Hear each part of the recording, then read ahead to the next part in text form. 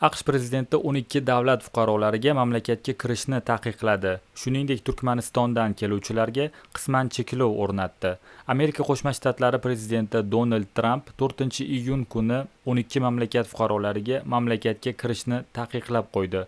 Qaror xorijiy terrorchilar va boshqa xavfsizlik tahdidlaridan himoyalanish maqsadida amalga oshirilgan. Bu davlatlar qatoriga Afg'oniston, Myanmar, Chad, Kongo, Ekvatorial Gvineya, Eritreya, Gaiti, Eron, Liviya, Somali, Sudan va Yaman kiradi.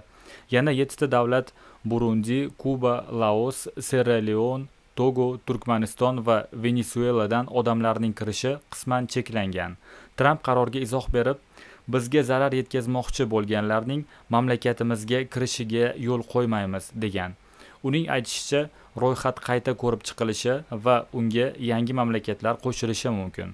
E'lon 2025-yil 9-iyun kunidan kuchga kiradi.